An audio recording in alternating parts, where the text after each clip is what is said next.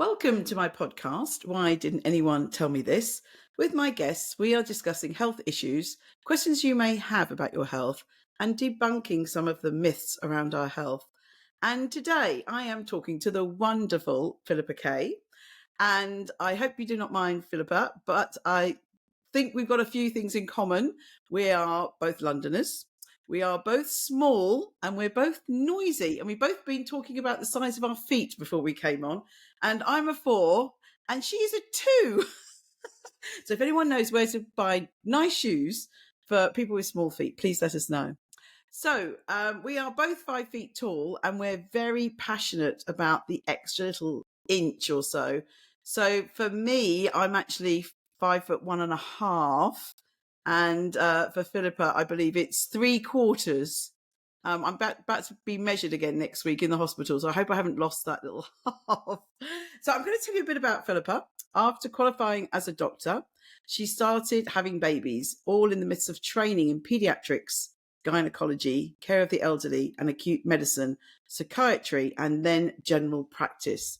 She now works as a GP in both privately and for the NHS, before running home to the chaos of a house with a husband and 3 children. Doctors Get Cancer Too is her memoir of being 39 years old, a busy doctor and mother, when she was diagnosed with bowel cancer, and it was an Amazon bestseller.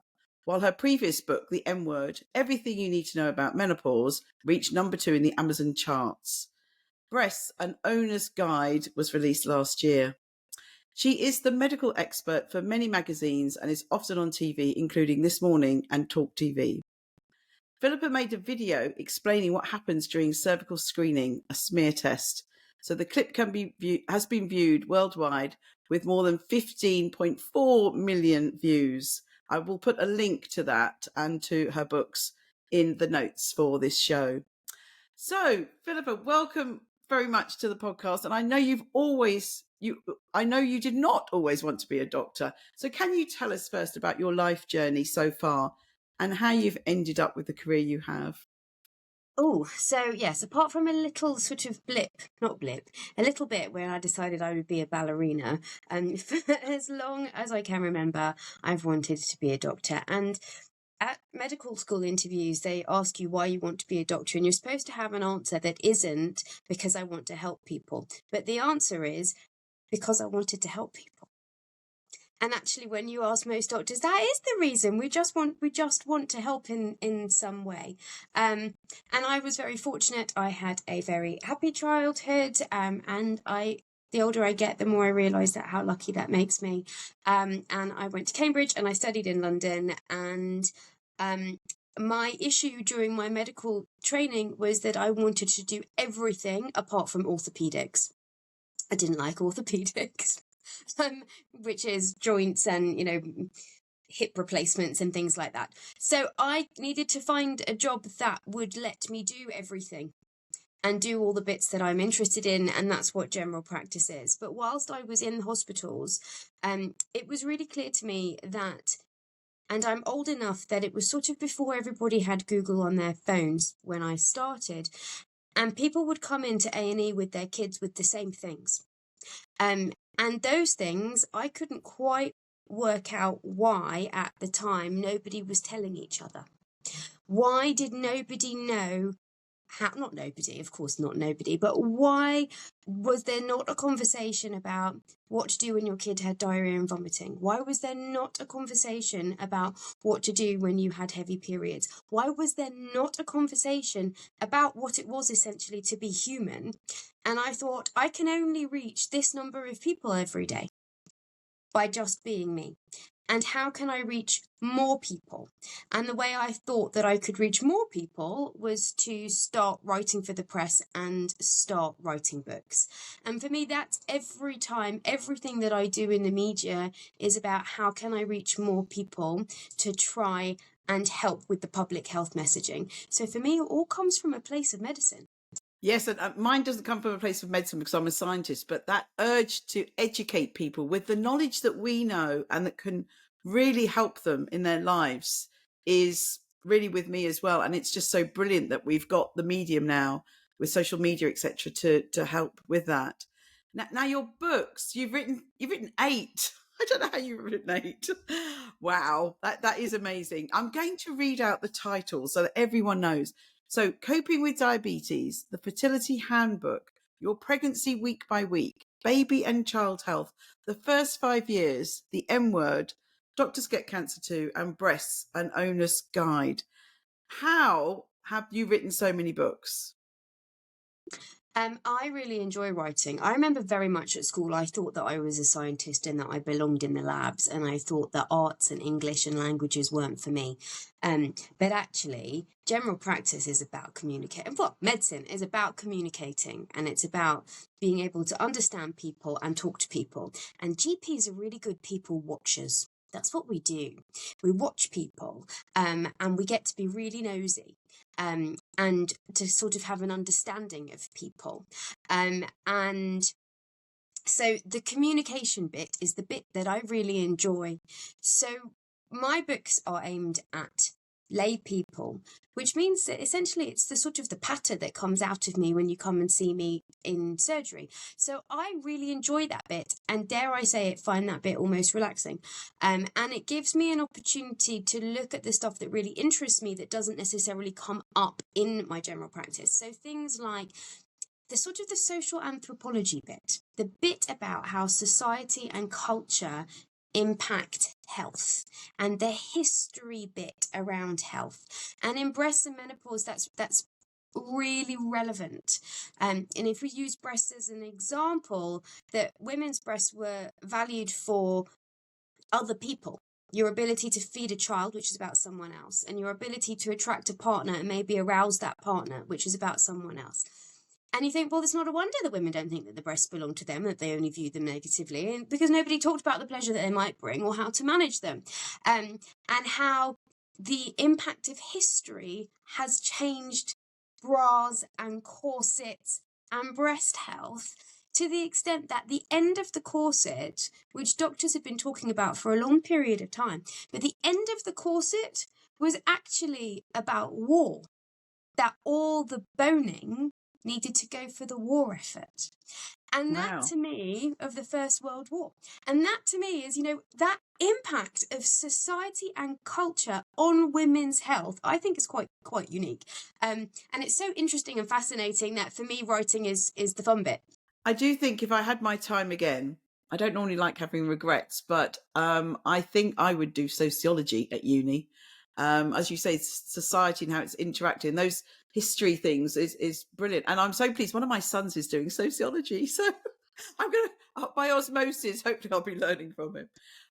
Now, let's start delving into some of these books in a bit more detail. So let's start with your fertility handbook. Fertility is a field I've been working in since 1987. I hate saying that because so many people I know weren't even born then. But anyway, 1987, I started working in fertility. And in your book, you cover all aspects of fertility and infertility, including treatments. So there is so many myths around helping people get pregnant. What do you think is the most important advice you would give someone trying to conceive? So that book was an interesting book, because that was a book, those first 2 books were books that I was asked to write to fill a need. And when it comes to fertility in particular, that book, the truth is that book is out of date now, because the world moves on so much. But it was about it's so scary for people, and it's so emotionally charged from the second that you walk into the GP room, but actually from before that, when you thought about, do I need to make an appointment? And let's just use some simple language to talk about what the hell is going on. My most important piece of advice, I would say, is not actually about the physical, but is about the emotional and the psychological, which was, we've got to talk, and we've got to be able to get the talking therapy and help that we need that goes alongside it. Because pediatrics, when I did pediatrics, they said, I remember one consultant said to me, pediatrics is a bit like veterinary medicine when it's babies. They can't talk to you. You have to get the communication the other way. And I remember thinking, no, it's not the same. But I did think, but hang on, I've got more than one patient in this room with me, because the parents are patients too. They're different, but they are patients too. And when it comes to issues with fertility, you have many more than one patient in your room, because whoever comes, and they might come as part of a couple and they might not come as part of a couple, but they also come with the voices of their mother and the pressure of their friends, and their best friends had a baby and all of this stuff. And when they go and see a specialist, often what happens is that it gets really focused on the injections and this next bit and this next bit and this next bit. And I feel, for me as the GP, my job is to hold you holistically as your whole person and to check that the rest of you is okay. And so I would say my most important bit is that you got to keep talking. Yeah, so I went through 7 years of fertility treatment to have my kids, and it was very painful, actually. And being the other side of the table, I'd worked in a fertility lab for years before I went on to do research, and it'd all been based around fertility. So to be the other side of the table was really well. And we're going to talk about you being the other side of the table soon with the cancer, but it's very hard, and I found it very emotionally painful. And we've done some research on those people who wanted to have children and didn't, and that emotional burden. I think if you've been through fertility treatment, whether you were successful or not, I think there's a burden, and there's lots of pain still about it. I mean, I can still easily start crying when I think back about what we went through to have kids. So I think it's really hard nowadays. Everyone is so much more busy. We've got so many other things we're trying to juggle before we think about trying to have children. And we're seeing this with, I'm sure you're aware, the fertility rates in different countries are going really, really low. So normally when I was young, people had 2.4 kids. And if you think about a couple, if you've got two people trying to have a kid, theoretically, they need to have two kids to keep the population just level. And what's happening, we've got a number of European countries where it's very, very close to one, literally just above one, including Italy. And there's others that are slightly higher, Poland, Greece, which is really worrying now, because the research we're doing is that most couples do want to have 2 to 3 children, and that's not happening. So it's a really, really hard time. Let's move on to the menopause. Sorry. I think, so whilst I was lucky enough to not struggle getting pregnant, I have 3 children who I'm very grateful for. I've been pregnant 7 times. Wow. And the experience of recurrent miscarriage, you don't fall into the fertility gap, but you do. And yet the treatment pathways and the support pathways and everything else it's not the same. And I think there is a grieving process that is not talked about. Be it for fertility or miscarriage or primary fertility or secondary, that you are grieving. But you're grieving and it feels really lonely. And so for me, I can't do the ICSI for you and I can't do the IVF for you, but I can be with you in it. And that, I think, is the most important part. Yeah, thank you for sharing that. When you talk to people, you do find so many people that you just didn't realize have these fertility journeys that, as you said, it may look, I've got 3 kids. I've got 3 kids. But yeah, behind the scenes, there's a lot that many people go through. And I think, yeah, wonderfully as a GP to be that support for people. It's very, very hard. It's not easy. And we're leaving it later. So that's making it harder as well. So, and I often go into secondary schools and talk about PHSE and sex and bodies and blah blah blah blah blah. And when you ask them, what percentage chance do you think that IVF will work? They say 80%, 90%, 100%, 1 cycle, done. And I think, ooh, this is a piece of information that is lacking, because there seems to be this idea of, yes, I can wait, it doesn't matter, because if I freeze my eggs and I have and I do that and I have IVF, I will definitely get pregnant at 45. And the conversation, it comes straight back into women in society, right? The conversation around, I can do X, Y, and Z, and there is all the time, and it doesn't matter, and I don't need to think about it, isn't true. And we harm women when we tell them, you can do it all. We would do better for women, I feel, if we told them the truth, which is it's really bloody hard to do it all, and that you might need help, and that's okay. But also, you don't have to do it all. And until, as women stepped out of the home into the workplace, bearing in mind that women have always worked, right? They might not have done it in a financial company, but they've always worked somehow. But as they step out of the home, until there is equality in that mental load and burden at home as well, all we're asking women is to do everything, not be half-half. So I think that we need to do a lot more. Yeah, so I'm apologising for the small delay that we've got. So sorry for me interrupting Philippa a couple of times. I'd like to take up on that a bit more. I've been into schools and done a lot of teaching too. And we're just publishing some work we've done with a fertility poster that my international reproductive health education group designed many years ago. And we did a study last year with young adults to ask them what they thought of the poster. And it has some information about IVF. And as you say, they told us, we have the figures, and it's only successful about 30% of the time, etc., etc. And they told us they really did think it was 100% successful, that if they did IVF, they would get pregnant. So, and the information about miscarriage in schools, that people don't realize that it is relatively common. And so that information, I think, in giving that information to young people is really, really important. Absolutely. Information is power for me. That's all it is. Yeah. Information is power. And for people that say, oh, you're scaremongering, it's not scaremongering.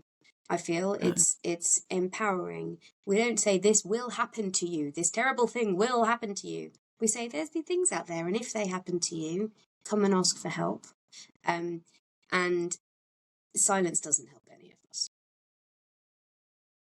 And people aren't alone. I think that's what's important to know, that they don't have to suffer alone. There are other people that are going through their issues. Now, I wanted to pick up. You said about women.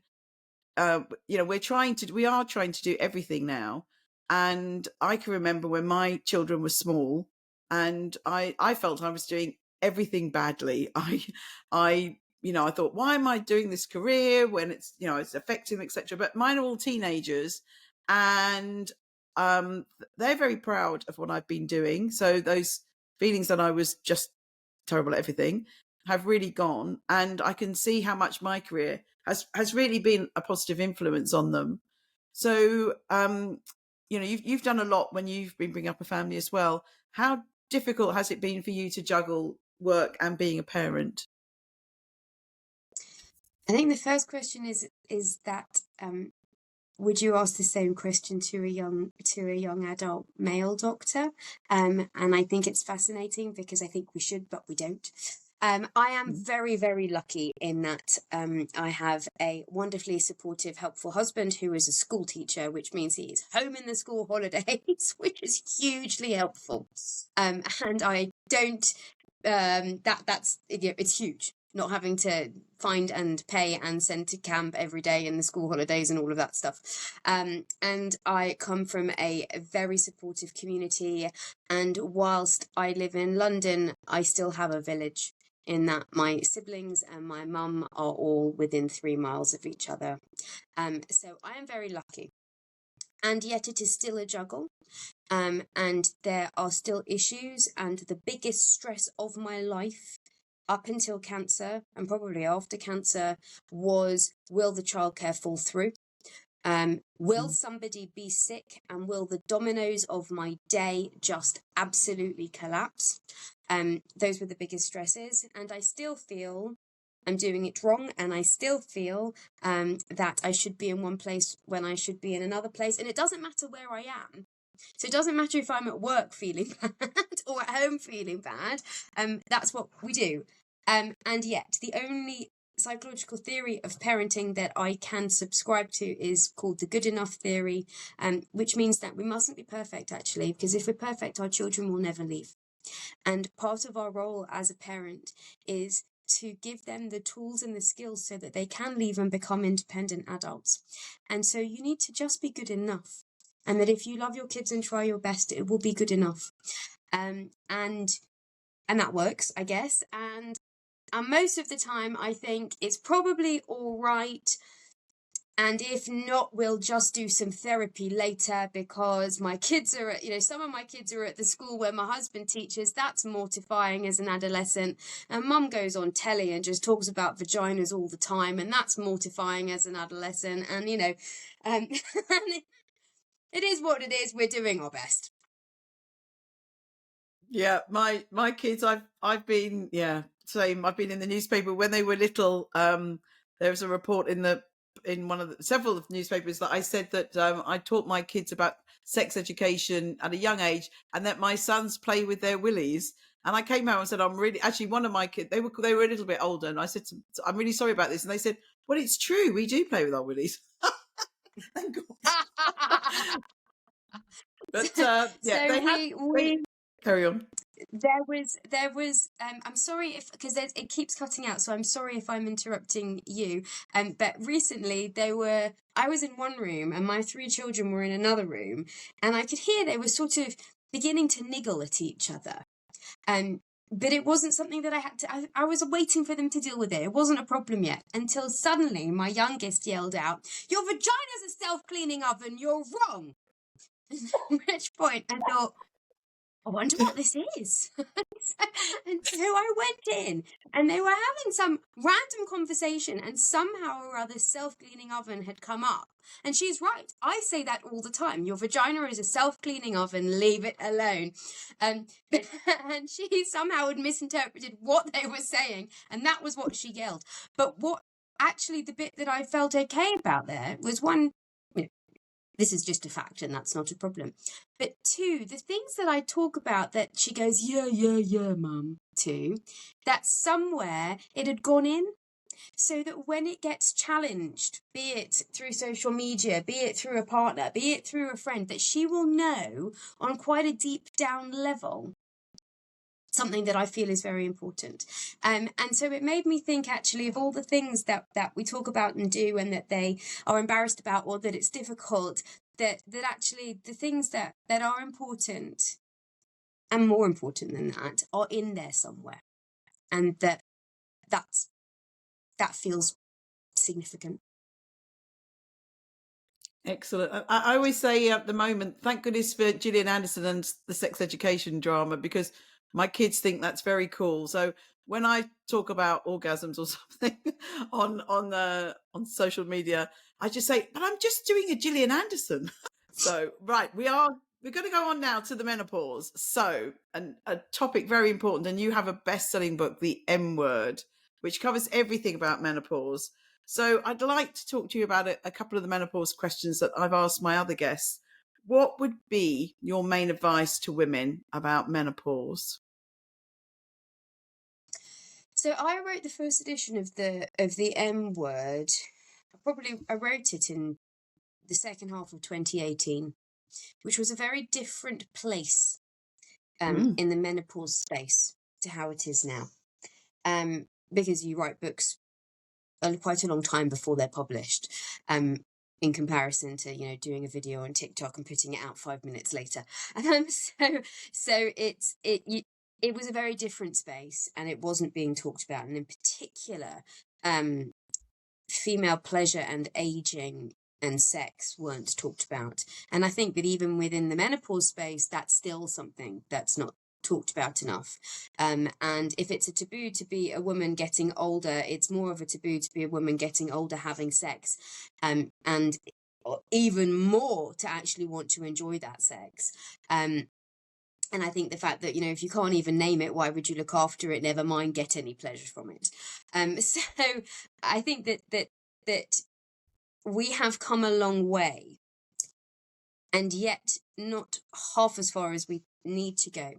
And when with this morning we did the menopause bus and we went up and down the country talking about the menopause, the questions that the women were queuing up for hours to ask questions. And the questions were mostly, what's the menopause? How would I know if I'm there? And I thought, oh gosh, we've been talking about this for a while, but these are the questions. So actually, for lots of groups of people, it's still not talked about at all. So whilst it might feel like if you pick up the paper, it's there every day, in most households, it probably isn't. And my biggest piece of advice is not specific to the menopause. It's about women's health in general, which is the time for you to bother me is the time when it bothers you. Because people are so apologetic. I'm so sorry to disturb you, Doc. I know you're so busy. And I say, well, my whole point of my job is for you to disturb me. Like, literally, that's why I sit here. And they say, but I don't know when it's bad enough. When is my heavy period bad enough? When is my period pain bad enough? How many miscarriages do I have to have? When is my menopause bad enough? And that there is no point. There is no cutoff that says when it is this bad on a scale, you have to come. When it bothers you, it bothers me. And don't wait. That's really great advice. So this podcast is coming out on International Women's Day. So that's something for women to think about. And I think it's great. As you said, in 2018, we weren't really talking about the menopause as we are today. And it is being talked about a lot. But I do think there's so much conflicting information out there, which social media is one of those things. As you said, we can put it out that afternoon, that minute. But as a result, I personally find that there's very different narratives out there for women, especially around menopause. And so I wanted to ask you, what's your view about the very confusing narrative around hormone replacement therapy? What advice would you give women about taking it? So the first thing that I say is that doctors weren't lying. There's this idea that doctors did something and then it was dangerous, so everybody was taken off. So doctors made a mistake. Maybe they were lying before, maybe they're lying now. Who are they being paid by? And no, guidance changes when research changes. And that's not lying. That's, we know more now than we did. And that is different. So when research comes out and it says that something that you thought was true wasn't true, that's evolution as opposed to a mistake. And so guidance then changes. But it takes a long time for information to trickle out into the real world and down through the doctors. So, and if you think about sort of some of the things that your mum or your gran told you, that their mum or gran told them, and lots of them are around period health, right? So, can you have a bath? Can you go swimming when you're on your period? You know, all these kind of things. People say to me, oh, I thought I couldn't have a coil because I haven't been pregnant, because my mum told me, because my gran told me. And maybe there was a point in time when that was considered not right for whatever reason, but we now know more. So what I say to women about HRT, and I'm very open about the fact that my chemo put me into a premature menopause and I am on HRT. And premature menopause is a different situation. But it's often very reassuring to people to hear that the person sitting opposite you is taking that medicine. Is I say, when they say to me, I don't want HRT, I say, let me just explain it to you so that you can make an informed decision. Because I need to know that the information that you are basing that decision on is right. Because so much of it out there is not. I also very firmly believe that not everybody needs HRT. I do not believe that menopause is an estrogen deficiency state. Deficiency to me implies lacking. If you do not make insulin and you are diabetic, you are insulin deficient. Without it, you cannot function, so your doctor gives you insulin. If you have hypothyroidism, not enough thyroid hormone being produced, you are thyroid deficient. Because everybody else is supposed to have thyroxine, right? When you're 60, you are not supposed to have the estrogen levels that you had when you were 30. That doesn't mean that you're estrogen deficient, because you managed when you were 6. And actually, when you were a baby, you learnt more in that first year of life, and you developed more in that first year of life than you ever will afterwards. And your brain was not flooded with estrogen, and yet it was laying down a whole new load of connections, right? And it was being the most elastic thing ever. So you aren't, my opinion is that you're not estrogen deficient. That does not mean that you might not need help. Periods are normal. That doesn't mean you might not need help. Being pregnant is normal, and a state of health in it doesn't mean that you might not need help. And the same is true of the menopause.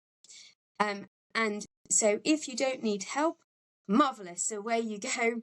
And if you do, come and ask me. And for some people, that help might be HRT.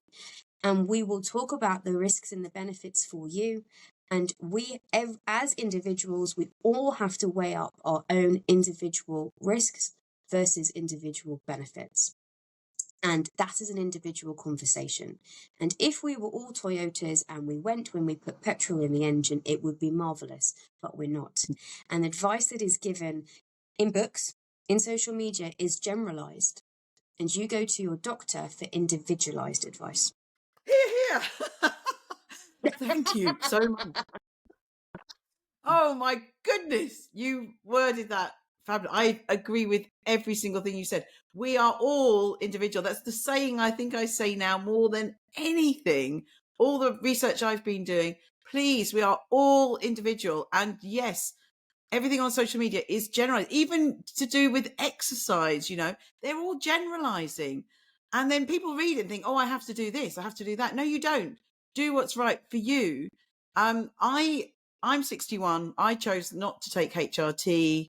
I just wanted to give it a go. I'm absolutely supportive of HRT. I tell all my friends who are having symptoms, go and have a go, see how you get on. I'm a big supporter of it. But for me, I was on the pill for decades. And when I stopped taking the pill, when I was trying to get pregnant, I felt totally different. I felt like a really, really different person.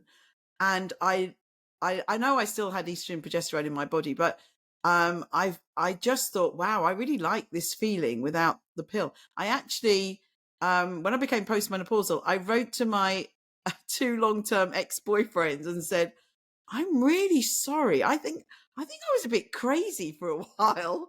And I really, post-menopause, find, people might not agree, but I feel really quite level and much more calmer than I've ever felt in my life. And I do feel that what you were saying about when you're 6, your brain's developed. I feel my brain's really developed, but I'm really, really not against it. And some women, it's their real happy pill, and they're going to take it till the day they die. And I absolutely support them in that.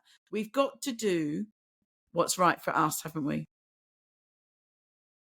We do, and I think that we are very good at being divided. Who breastfeeds and who doesn't, who had an epidural and who doesn't, and I worry who's on HRT and who's not, that there mustn't be 2 factions. Because even if you're on HRT, you've still got to move your body, and lifestyle factors are still important, and you can decrease your risk of breast. We'll need to be supportive and kind to each other, as opposed to you're wrong. Because you're not wrong for you. And I think the sort of the militancy of you must do it one way or another isn't right. And saying that doesn't belittle anybody's experience. And I say that as somebody who writes books, but in the front of every single book it says this is not supposed to replace the advice of your doctor in your situation. This is supposed to inform you about what the options are. And as I said, I'm on HRT, and I've been on HRT for I'm 44 now, but I've been on HRT since they worked out that the chemo put me into premature menopause. What will I do when I'm 51? So for people who are listening, if you have a premature menopause, it's advised, if you can take HRT, to take it so that your body gets, your bones, your heart gets the benefit of the protective effect of estrogen. And my kind of cancer was bowel cancer, so I can take HRT. And at 51, at the average age of white women, what will my decision be? I don't know yet. We'll see then. But for right now, it is the right thing for me. Yeah, thank you for sharing that. And I loved what you said about we listen to things and read books, and that's the general view, but you go to your doctor for your individual rule. I think what's going to happen for you. I love that. That's really great. So remember, everyone, I think people have become a bit nervous and they find it hard to book an appointment with their GP. I think the COVID lockdown really caused an issue there. And I'm always encouraging everyone, go to your GP, speak to your GP. And the great thing we'll remember from you, Philippa, is it's your individual advice that you're going to get from your GP. So hang on to that, everyone, please. Let's talk about what you went through with your cancer. So you wrote a book, Doctors Get Cancer Too. And hearing those words, it's cancer. It must be one of the worst things, and it's something that I think probably lots of people who haven't heard those words yet do worry about. So, what has it been like being a doctor with cancer? I had the shit cancer, literally the shit cancer. I had bowel cancer, and I was 39, and it was 2019 when I was diagnosed, for just before the pandemic. And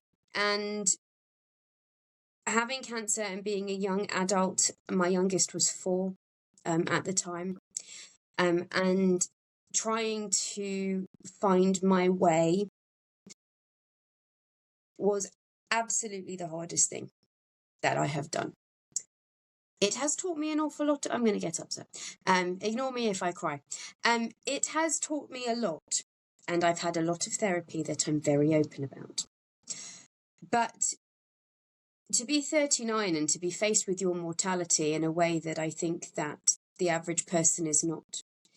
And yet I was a doctor and had been dealing with death for, 15 years before that.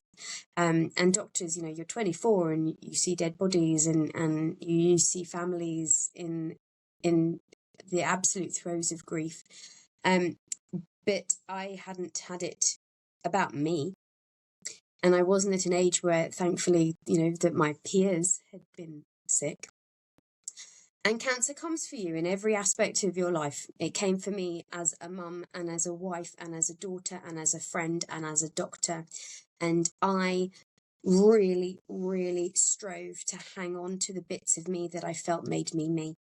So I stayed working for most of it, apart from when I couldn't, be that post-surgery or whatever. I stayed working, and I needed to be able to have a place where I was still Dr. Philippa and not Philippa with cancer.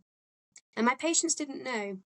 And as doctors, we choose what we give of ourselves to our patients, and how much is doctor and how much is sort of you. Even though we know as GPs, actually, a lot of the time it's doctor is medicine, not doctor gives medicine, because it's the talking and it's the being with us that can help.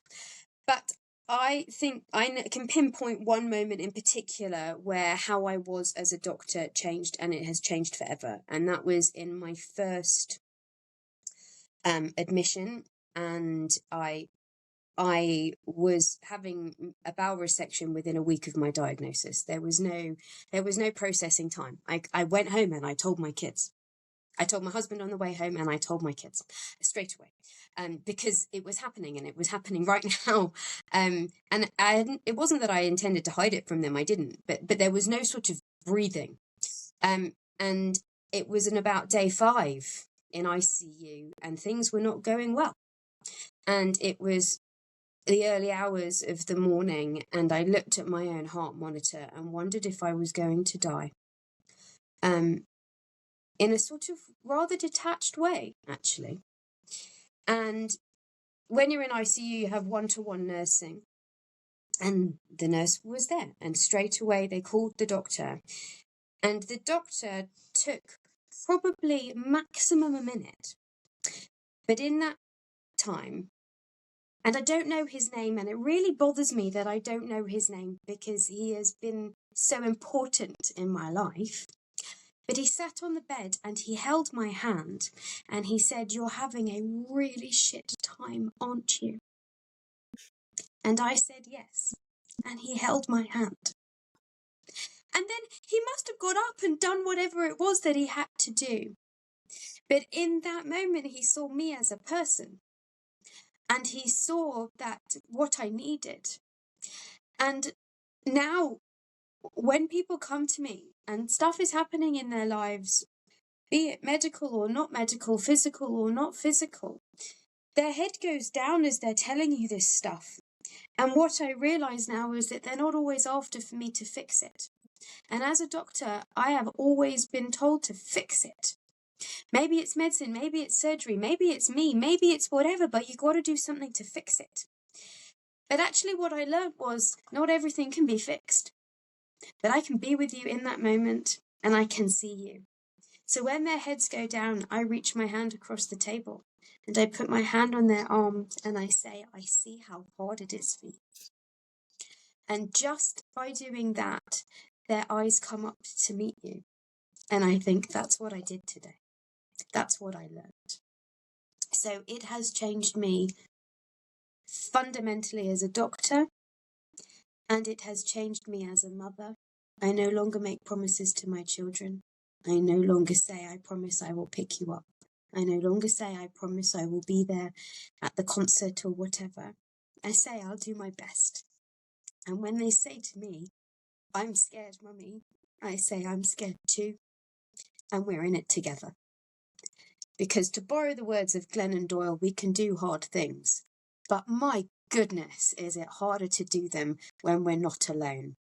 So when the pandemic was added into the situation and I had a 15-day stay in hospital, 10 days of which were in ICU, in the middle of the pandemic, it added a level of cruelty to what was happening to you, to be on your own. Oh, we're both crying now.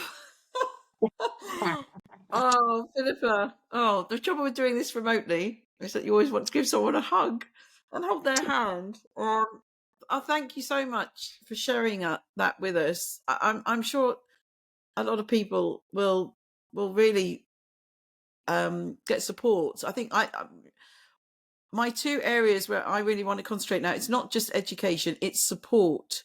And in the menopause project we're doing, we're calling it menopause education and support.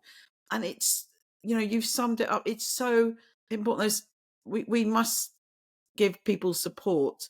Everyone goes through a shitty time at some point in their life, and we need people around that situation to support them and help them get through it. Right, we'll take a deep breath. Stop crying. Do you know what?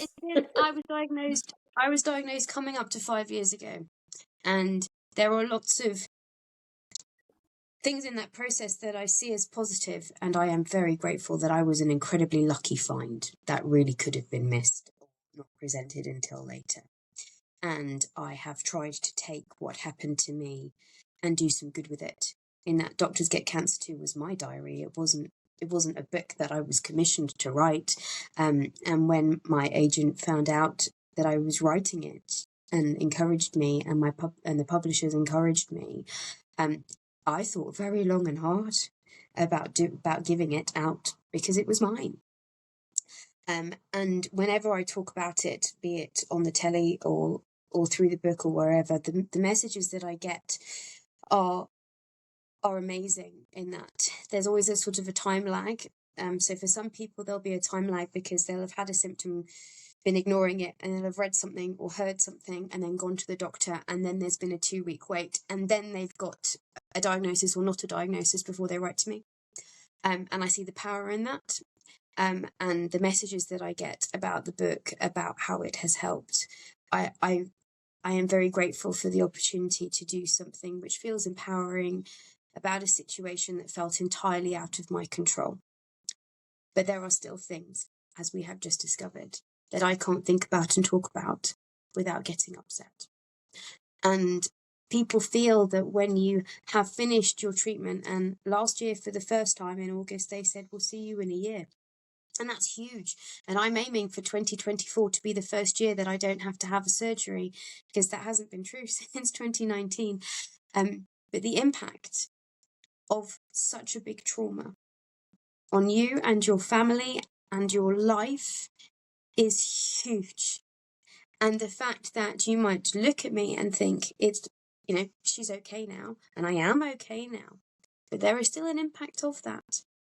And we have to do more about survivorship, because if 1 in 2 of us are going to get cancer, commonest being breast cancer, more and more of us are surviving that cancer, but we are not talking about what it is that you are left with, be that a premature menopause or lymphedema, swollen arms, or I have very little bowel left. There is a consequence of having little bowel left, right? Or the psychological consequences. We need to be, as much as we talk about diagnosis and treatment, we need to be dealing with survivorship. And that bit, I feel, is not focused on right now. Yeah, and these experiences will never leave us. They will be with us forever. But we need to cope with them. Breasts. Let's talk about breasts. I'm holding mine now. I have admitted in the podcast that came out in January that I don't think I've ever recorded a podcast wearing a bra. My bra is something that comes off the minute I come home, and I do pay a lot of money for a bra. I get a good bra, but I just so there's no bra today. So breasts, an owner's guide. Tell us about our breasts. What do you want to tell women about their breasts? They're yours. Let's learn to look after them. So I think women's health is this really unique space in that it is managing what it is to be a woman. And as we've talked about, you're not unwell if you are a woman. And breasts are part of that. So the focus about breasts is often on breast cancer.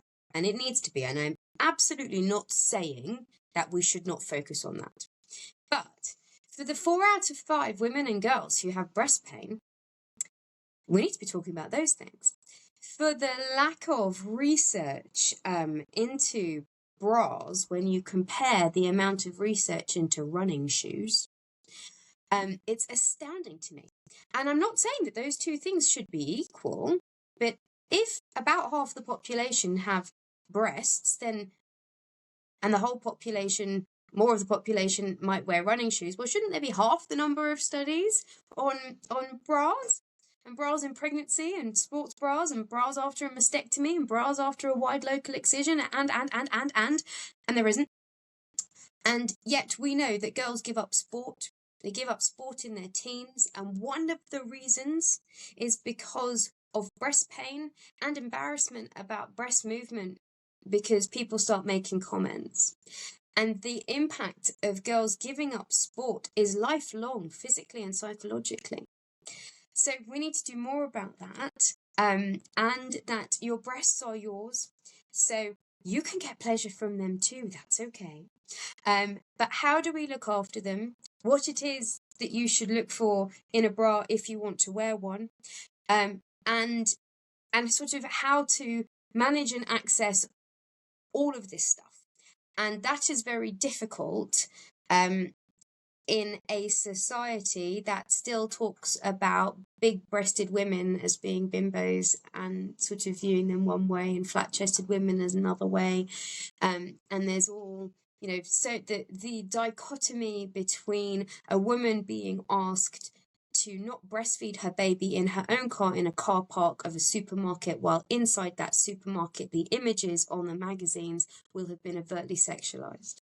When an advert by a sports manufacturer was banned in the UK but not in the US, and it showed normal breasts of every shape and size, but it was told that maybe people wouldn't be expecting to see breasts, and that would be, might have an impact.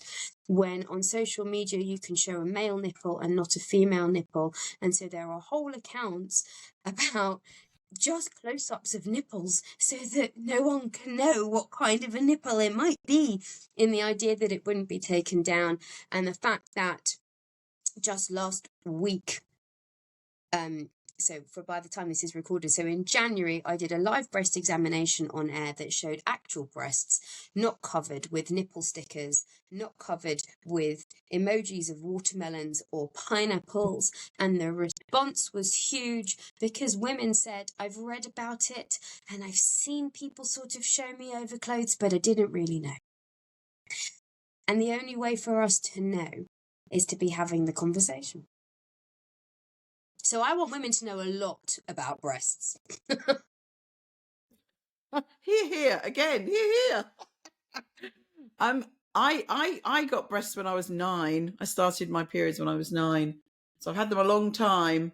But yes, I always wear a bra when I go out, and we've been talking a lot about sports bras, and women need to be wearing sports bras if they're doing anything that involves any jumping up and down.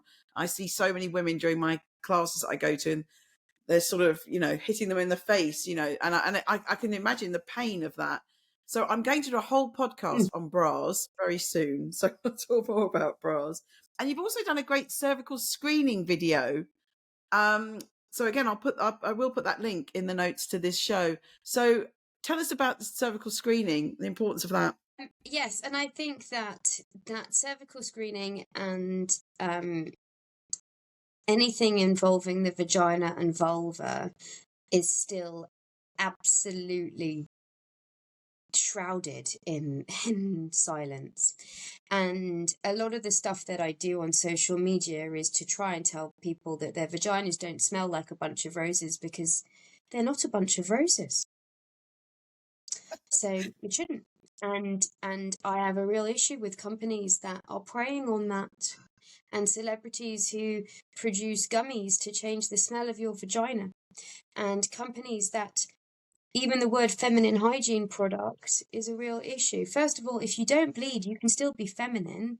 If you're menopausal, if you are prepubertal, if you are trans, you can still be feminine. You can be on a form of contraception that stops you bleeding and be feminine. So bleeding is nothing to do with being feminine. And hygiene implies that you're dirty. Menstrual blood is not dirty.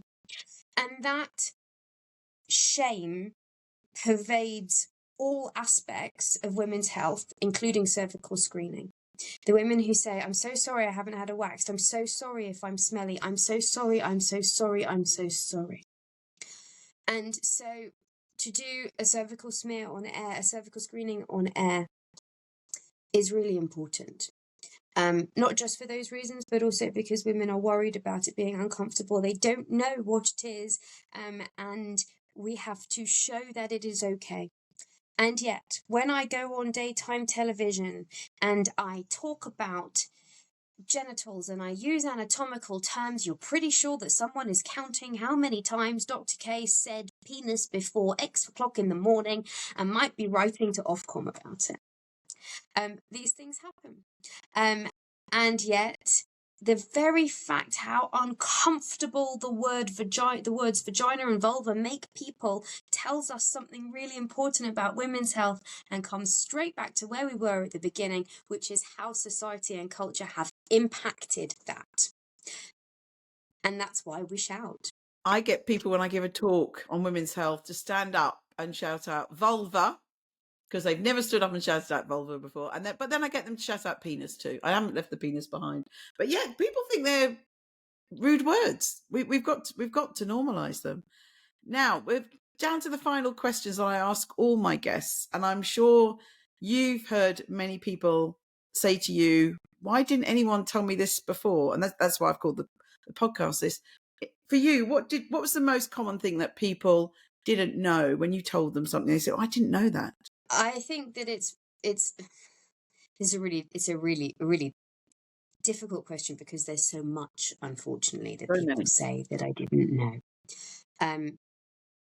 I think that my first one is not unique to women's health. It's about health. My first one is I didn't understand or know that feelings don't have to be either or, but they can be and. So I feel embarrassed and proud. I feel brave and fed up.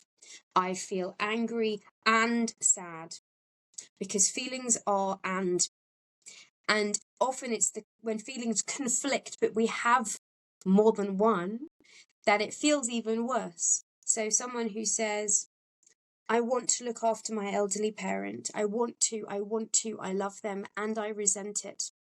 And I feel guilty that I resent it. And all of that feels horrible because it's conflicting. And I say feelings are and they say I didn't. So I'd given them permission to have and. But when it comes to women's health, I would say probably the biggest one was I didn't know that's not normal. Be it, my periods are so heavy I don't go to school, my periods are so painful I can't go to work, my childbirth was so traumatic I can't talk about it 5 years on, I pee when I cough, I have no interest in sex is not pleasurable. I'm not even sure if I've ever had an orgasm. Something is wrong with me if I haven't had an orgasm from penetrative sex. Something's wrong with me if therefore I must be frigid. All of that, all of those. And when I say to whatever it is, that's not normal. Let's talk about it. You don't have to put up with that. They say, I didn't know. Not suffer with my periods, or I would have had better sex, or I would have whatever. They say I didn't know. And so what it makes me think is we have to open up the conversation of being able to ask. We've you've been to school, so you've done some lessons in school, so you probably know this, but we've just done a study with girls, 15-year-old girls, about their periods, and it seems that schools don't want to say the word normal. So there's this whole stigma now about, oh, you mustn't make people feel abnormal. So as a result, they're not teaching what is a normal menstrual cycle. How long is it normally between periods? How much pain is normal? And because they don't want to use those words, they're just not teaching it. And I think that's a real problem for women's health. I totally agree with you. Obviously, these things will be different for different people and they'll affect people differently. But I think we're missing so much diagnosis of issues because people just didn't know, because no one's ever told them what was normal. So I think we need to address it. So last few questions. I think you've already answered this, but you said at the beginning very much about what motivated you to want to become a doctor and the work that you're doing. But what motivates you on a daily basis when you jump out of bed? What's motivating you? So that really hasn't changed very much since I was probably 5, which is I have a real need to be the best version of whatever it is that I can do. So I will keep doing all my continuing professional development and read the research and stay up to date because I want to be the best doctor that I can be for you. And I will keep trying to talk to impenetrable teens because I want to be the best mother that I can be for you. Now, that doesn't mean that I think that I'm the best at all, or that I'm the best at any of those things. But I have this real desire to keep trying my best. And that is different every day. But I think that it took me a long time to understand that on the days when I can only give 50%, I am still giving 100% if I give 100% of the 50% that I have, if that makes sense. So I have this drive to continually keep trying my best. And quite literally, that is the reason why I get up in the morning. And it applies to all the roles that I have. And that makes it sound really rather pious, but it's not meant like that. And I find sort of joy and satisfaction in the trying. It's not in the reaching, it's in the trying. And since I was unwell, I am just incredibly, incredibly grateful to be getting older. So when you go to, you go to the supermarket and you're buying a birthday card and they're all full of, making fun of people who are 50 or 60 or 90 or 100. And you go to birthday parties of aging relatives and someone goes, well, why is it an achievement to be 90? And I think some of us had to work a lot harder than others to still be here. So I am just very, very grateful to still be here. Thank you. Thank you. And that nicely segues into what makes you happy and where is your happy place? My happy place, my spiritual happy place, is either on the water or in the mountains. And it was very important to me, especially when I was sick.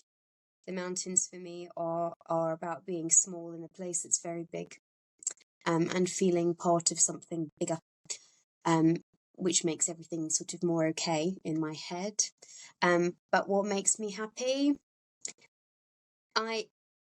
Had you asked me before I'd done any therapy, I would have said something about somebody else. I would have always said my children being happy, being successful at work, my parents being well. I would have made it about somebody else. And since therapy, whilst all of those things are absolutely very important to me, but I realised that those things are not about me, are they? They're about somebody else. And so what makes me happy, aside from ensuring that, that all those sort of other aspects, and, and obviously what makes me happy is my kids being happy, but what makes me happy and satisfied in my soul, and it sounds trite, but the feeling that I might have helped in some way is probably what makes me happy. Thank you. That's really beautiful. And the very last question, now we're older and wiser, what advice would you give your younger self? That it is okay to, that you can't have it all. It is okay to not have it all, and to accept 6 out of 10 or 7 out of 10 in all areas of your life, as opposed to aiming for 10 out of 10. Because if you hit 10 out of 10 in one, you're going to have 0 out of 10 in the other. So to accept less than perfection, but overall, I think that would have saved an awful lot of heartache and stress. And I would have had, it would have been better for my mental health the whole way through. And it's not just me. That is a message that I sort of feel really strong about my female friends who I went to school with. It's something that we feel sort of very strongly about. But my message to people out there in general is you lose nothing by trying. People say, oh, how did you get into TV? And how did you get into radio? And how did you go? You try. And some things work and some things don't. But, you just keep on trying. And that held me through chemo and everything else. And I did not go to chemo skipping and jumping and being positive, but I kept going anyway. So just keep on trucking. Thank you so much, Philippa. It's been, I was thinking of a word to describe our conversation, and I think your words are so powerful. That was the word that just kept springing into my head. They were really, really powerful, and I think they will touch many people. So thank you so much for that wonderful conversation, and I can't wait to see you in person and give you a hug. Thank you. Thank you so much for having me, and I hope it helps.